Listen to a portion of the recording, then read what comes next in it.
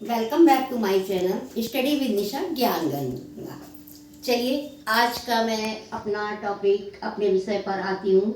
हिंदी का जो मुख्य विषय व्याकरण, और कल जैसे मैंने कहा था कि मैं अव्यय के बारे में बताऊंगी।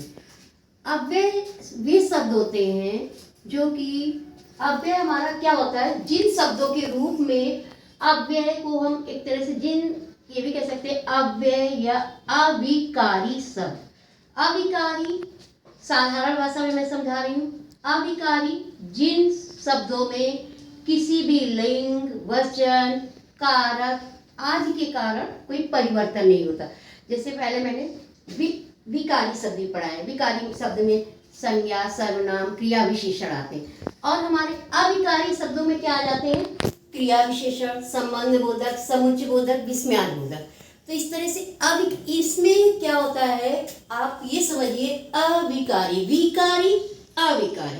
विकारी यानी जो स्थितियों काल के अनुसार परिवर्तन कर सकते देते हैं, लिंग वगैरह के जैसा भी होता है रूप उनका परिवर्तित हो जाता है, लेकिन अविकारी एज इट इज बने रहते हैं। उनके रूप में कोई भी परिवर्तन नहीं होता है। कोई भी काल हो, कोई भी वचन हो, कोई भी क्रिया, कुछ भी हो वो चेंज नहीं होते। अर्थात इसको भाषा पारिभाषिक रूप में इस तरह से कह सकते हैं, जिन शब्दों के रूप में लिंग, वचन, कारक आदि के कारण किसी भी प्रकार का परिवर्तन या विकार नहीं होता है, कोई भी चेंजेस नहीं होते, वे हमारे अविकारी शब्द कहलाते हैं। देखो अविकारी शब्द क्या होता है। अब जैसे मैंने इस बताया समझाने के लिए कि हमारे जो शब्द दो प्रकार के होते हैं, विकारी, अविकारी। विकारी क्या होते हैं? संज्ञा, सर्वनाम, विशेषण और क्रिया।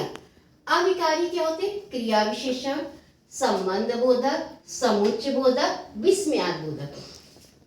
क्रिया विशेषण जिसको कि हम, इसका पहला भेद होता है क्रिया विशेषण, इसके 4 भेद होते हैं।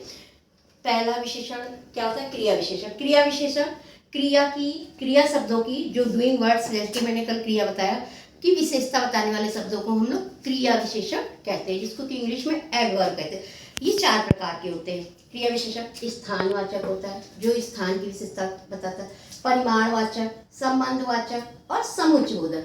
और जैसे क्रिया विशेषण, क्रिया कैसे हुई? धीरे धीरे, जैसे मैंने एक एग्जांपल दे दिया, धीरे धीरे। संबंध, जो सो, ये सब किसी भी लिंग में हो, किसी भी वचन में हो, कहीं भी हो, इनका कोई परिवर्तन नहीं, तो सारा वाक्य चेंज हो जाएगा, लेकिन वो सब एज इट इज बने रहे।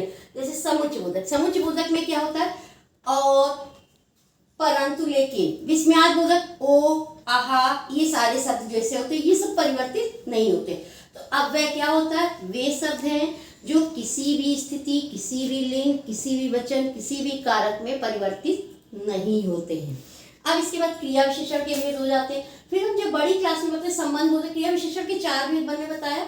संबंध बोधक का भेद नहीं होता है, समुच्चय बोधक का भी भेद नहीं होता। विस्मयार्थ बोधक में कई तरह के कंडीशन आ जाती है। शोक में अलग होते हैं, अगर हमारा हर्ष में अलग होता है, विस्मयार्थ और कुछ घृणा में अलग होते हैं, इसके कई रूप हो जाते हैं। लेकिन ये सब हमारी बड़ी कक्षाओं के लिए हैं। हम बेसिक लेकर चल रहे हैं, कक्षा 1 से लेकर 8 तक, जो कि डिटेल में बहुत ज़्यादा व्याकरण नहीं लगा। अगर हम आपको बहुत ज़्यादा समझा देंगे, व्याकरण बताते जाएंगे, तो आप लोगों के दिमाग में एकदम क्लियर नहीं हो पाएगा कि मैम क्या समझा रही है, अव्यय क्या है। इसलिए मैं साधारण से साधारण छोटे छोटे शब्दों में छोटी छोटी डेफिनेशन देकर अपने तरीके से समझा रही हूँ, ताकि आप लोगों को इंटरेस्ट हो कि हाँ मैम अविकारी क्या, जिन शब्दों में विकार नहीं होता या परिवर्तन नहीं होता, वे हमारे अविकारी शब्द होते हैं। अविकारी शब्द 4 प्रकार के होते हैं, क्रिया विशेषण, संबंध बोधक, समुच्चय बोधक और अविकारी, और इसके बाद समुच्चय बोधक, विस्मयार्थ बोधक। इसके बाद क्रिया विशेषण के ज़्यादा हम भेद पढ़ लेंगे।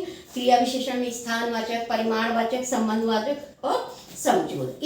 इस तरह से अगर हम पढ़ेंगे तो हमारे एक दिमाग में कॉन्सेप्ट मैप तैयार हो जाएगा कि अविकारी शब्द आया तो कंफ्यूज होने की कोई ज़रूरत नहीं होती है। अब इसके बाद में आप लोगों को ये बताया, मैंने एक एक टॉपिक को लेकर चल रही हूँ। कभी मैं संज्ञा, कभी सर्वनाम, क्रिया विशेषण, और इसके बाद अब हमने अव्यय बता दिया, अव्यय में अविकारी भी बता दिया, विकारी भी बता दिया। अब हमारा अगला विषय जो होगा, अगर किसी को कोई प्रॉब्लम आती है तो रिकैप आप लोग देख सकते हो, दोबारा वीडियो देख लो और उसके बाद बुक से भी समझो। मैं ये नहीं बोल रही कि मैं ही बहुत अच्छा पढ़ा रही हूँ, मैं ही बहुत अच्छा कर रही हूँ।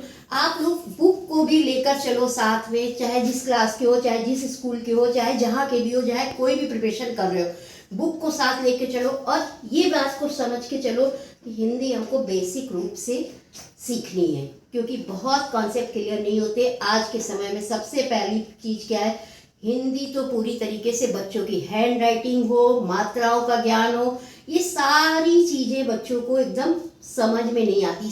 हमेशा मात्राएं उल्टी लगती हैं, छोटे की मात्रा अलग लगेगी, बड़े की मात्रा अलग लगेगी, जो सही प्रोनाउंसिएशन भी सही नहीं होता। इंग्लिश बहुत अच्छी होगी, इंग्लिश का व्याकरण ग्रामर पोर्शन अच्छा नहीं होगा, लेकिन स्पोकन बहुत अच्छी होगी, बोलेंगे तो ऐसे। लेकिन हमें ये लगता है हमारी हिंदी मातृभाषा है, इसको हमें ज़्यादा से ज़्यादा, आप किसी और कंट्रीज़ में जाइए, उनकी जो देश की हमारी भाषा, उन देशों की जो भाषा होती, इंग्लैंड में जाइए वो हिंदी को बिल्कुल प्रेफर ही नहीं करेंगे।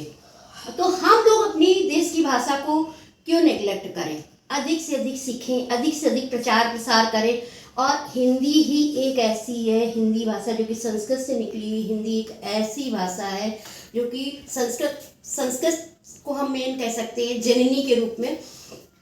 मैं इसके लिए जैसे जननी, जन्मभूमि जननी स्वर्गाद्यपगर्यश्य, इसी तरीके से हम कह सकते हैं जननी एंड मातृभाषा, जननी मातृभाषा स्वर्गाद्यपगर्यश्य।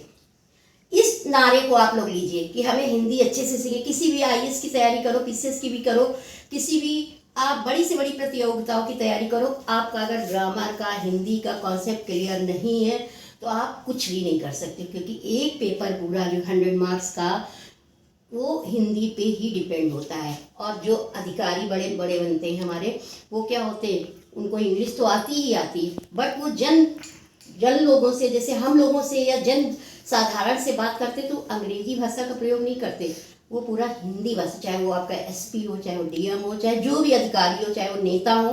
इसलिए हिंदी भाषा पे विशेष ध्यान दीजिए। और इसके साथ ही मैं तो आप लोगों के लिए प्रयासरत ही हूँ, लेकिन आपको भी प्रयास करना होगा कि ज़्यादा से ज़्यादा वीडियो को देखिए, मोटिवेट होइए। मैं ये जो बातें बोलती हूँ, मैं सोचती हूँ कि मेरे बच्चे हिंदी अच्छे से पढ़ें, मोटिवेट हो, हिंदी भाषा को नेग्लेक्ट ना करें कि अरे छोड़ो ये तो हिंदी की किताब है, हिंदी क्या है, कुछ नहीं, जिसको हिंदी आती है उसकी कोई इज्जत नहीं। ऐसा नहीं है, हिंदी हमारी भाषा ऐसी है जिसके द्वारा ही हमारे देश का राष्ट्र तिलक हुआ है। इस तरह से हिंदी के द्वारा, हिंदी है हम, हिंदुस्तान हमारा, हिंदुस्तान की पहचान जो है हमारी हिंदी भाषा से है। इसलिए ज़्यादा से ज़्यादा इसमें पढ़िए, ध्यान दीजिए, और जो चीज़ें नहीं आ रही हैं उसको आप कमेंट में डालिए, मैं फिर से उसको एक्सप्लेन करूँगी और आप लोगों का मैं ये सोचूंगी पूरा जो आप लोगों का डाउट है वो मैं क्लियर कर सकूँ। Thank you. अब हम नेक्स्ट क्लास में फिर मिलते हैं।